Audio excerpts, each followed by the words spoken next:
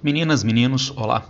Nessa semana está sendo votado, na verdade já foi votado na Câmara dos Deputados, o projeto de lei complementar sobre a autonomia do Banco Central. Enquanto eu estou fazendo a gravação, o projeto ainda está em tramitação, mas ele na prática já foi aprovado, tendo em vista que agora apenas destaques estão sendo votados. Então nós devemos vir a ter um Banco Central autônomo, não independente. Já vamos trabalhar isso, um Banco Central autônomo a partir das próximas semanas, assim que houver sanção presidencial.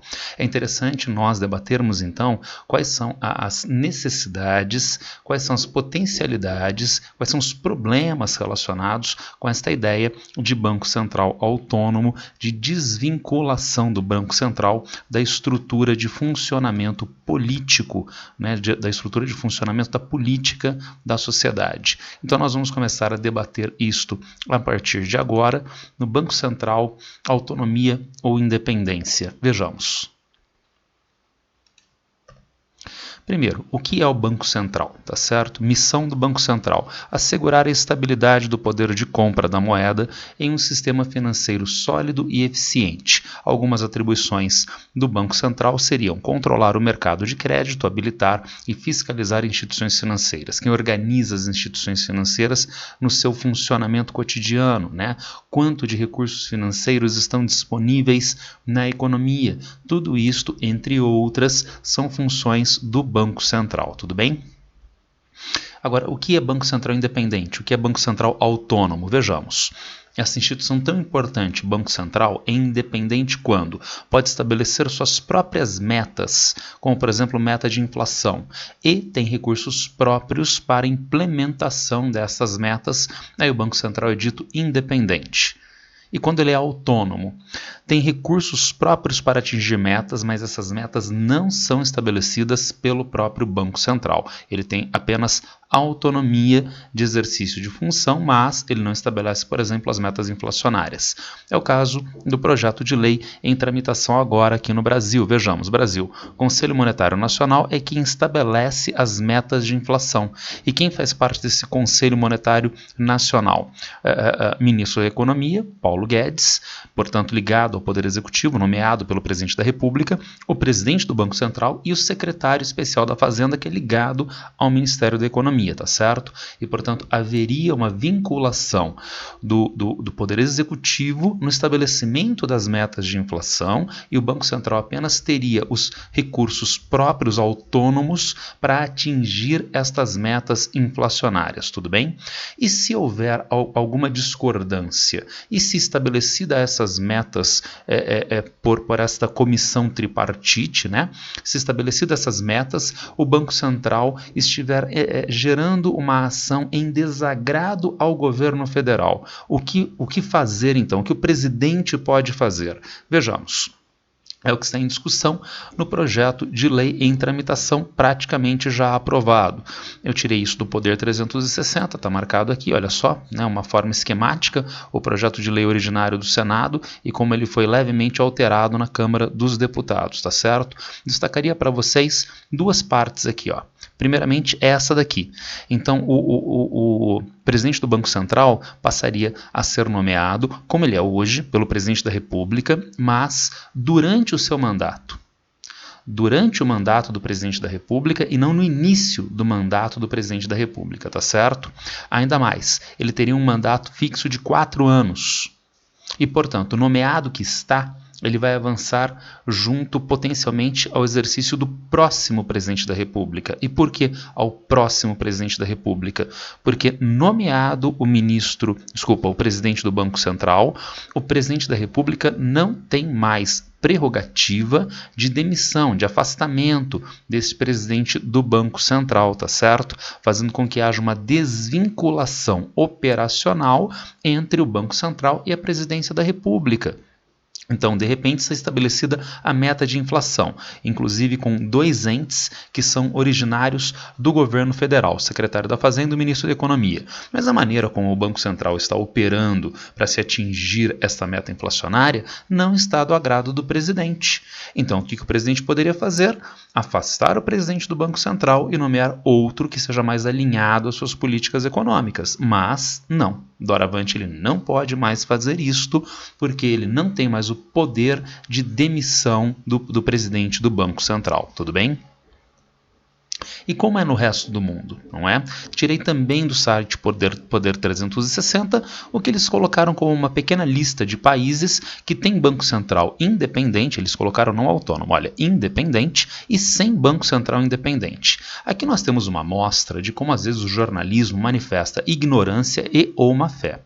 Primeiro que nós temos 5 países, né, com Banco Central independente, né, e apenas 4 países com Banco Central sem independência. Né, talvez, né, já seja hegemônico isso no cenário mundial, tá certo? Agora, vamos piorar a situação? Quais são os países que acompanham o Brasil? Tailândia, a poderosa Tailândia, na verdade, é um país periférico, é um país desconhecido da maior parte dos brasileiros, e ainda mais, a China e a Rússia.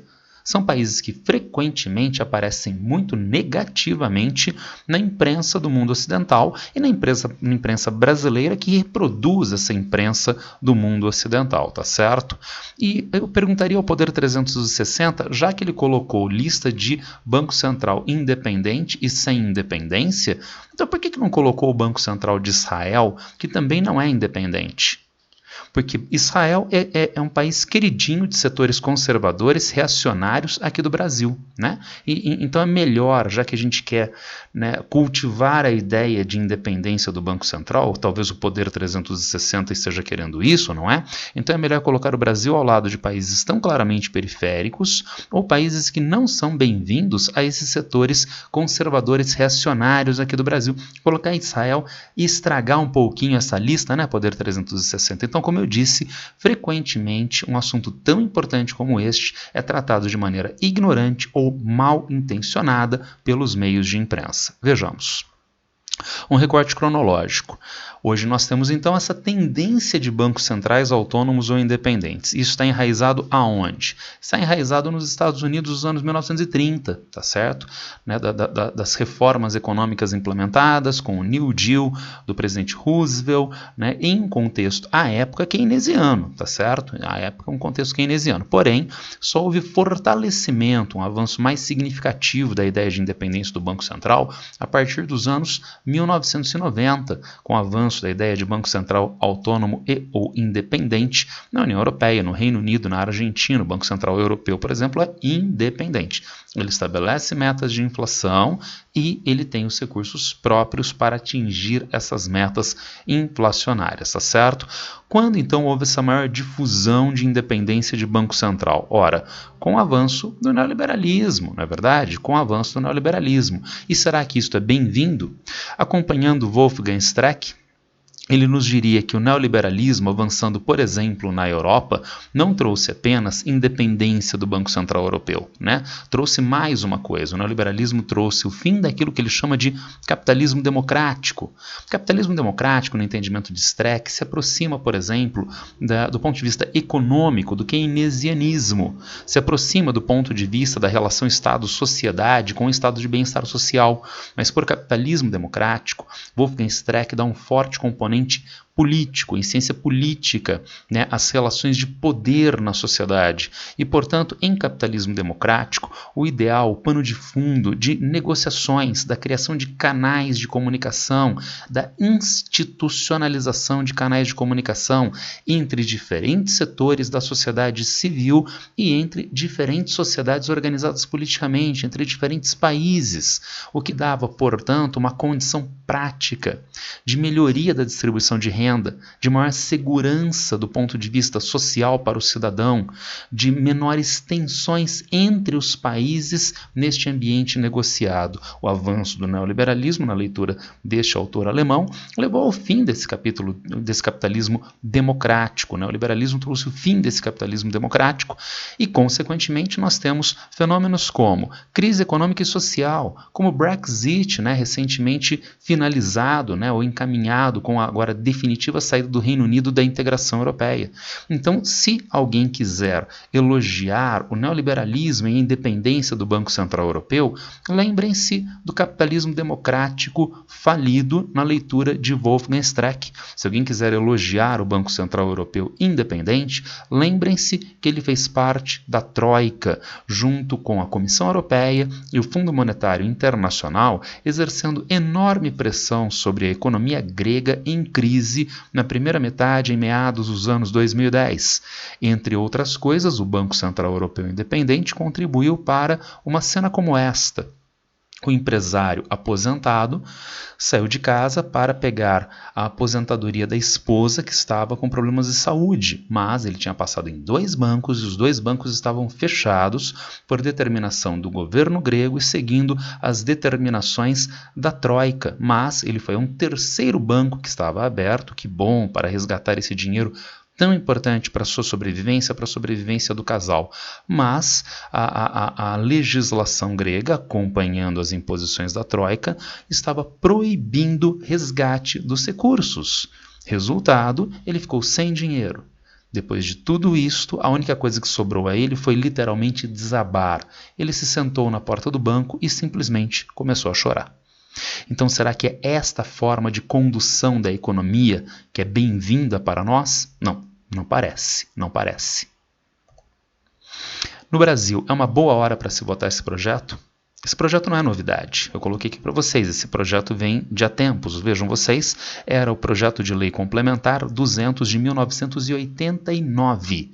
Então nós temos aí mais de 30 anos de debates acerca de Banco Central independente ou autônomo. E agora, finalmente, isto vai acontecer. Mas será que é um bom momento? Eu me lembro das palavras do ex-ministro das Relações Exteriores, Celso Amorim, acerca do acordo Mercosul-União Europeia, que estava sendo encabeçado por, à época, o presidente do Brasil, Michel Temer.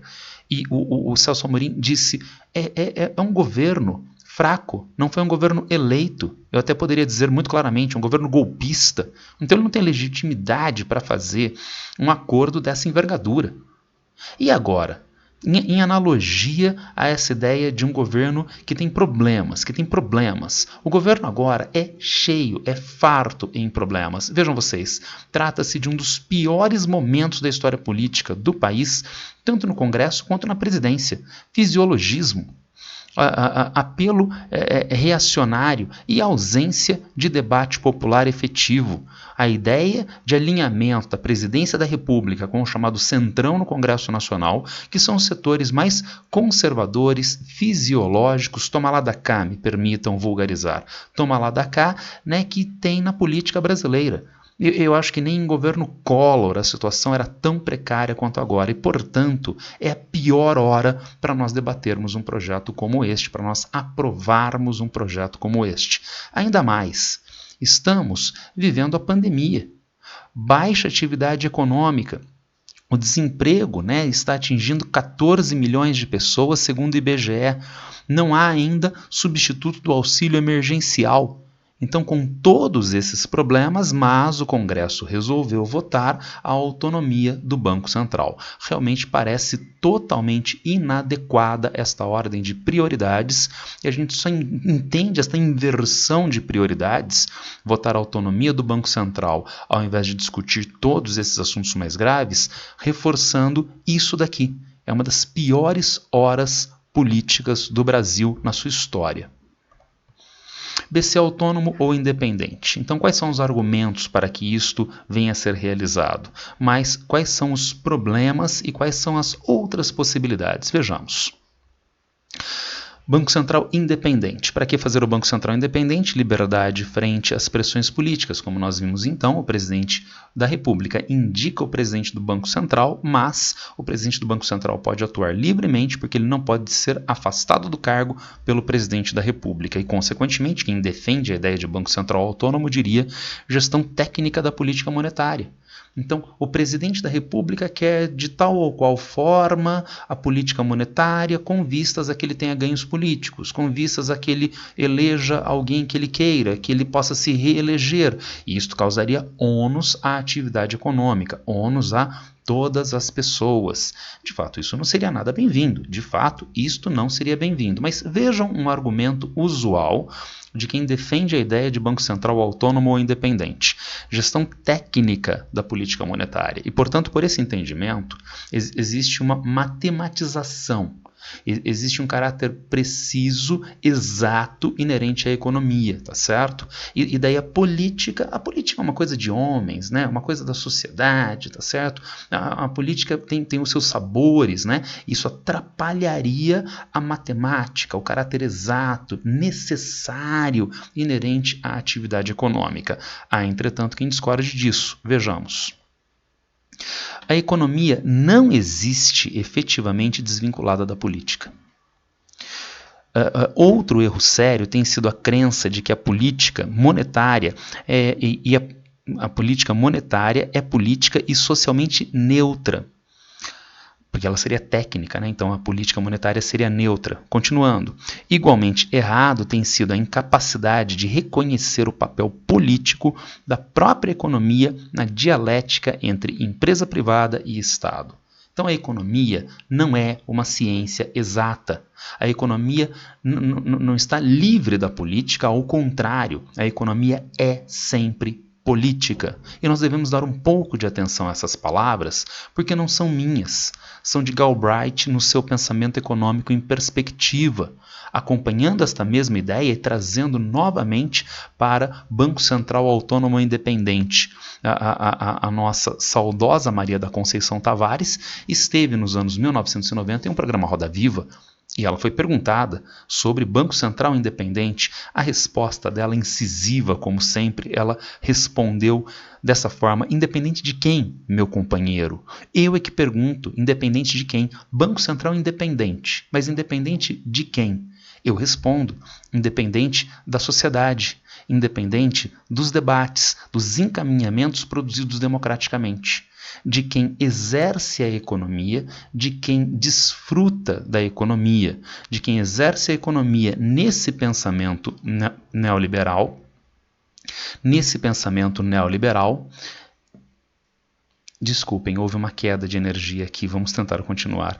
Nesse pensamento neoliberal e que busca, então, uma ideia de uma economia que não tenha vinculação à sociedade, vinculação às pressões sociais, às demandas sociais, ou de quem venha gozar de uma economia. Os acionistas de grandes bancos, etc., etc., que querem tudo menos pressão popular sobre as suas formas de ação. Isso é típico do pensamento neoliberal, como nos foi ilustrado por Dardot e Laval na Nova Razão do Mundo, um texto muito interessante para o melhor entendimento, para o mais aprofundado entendimento de neoliberalismo.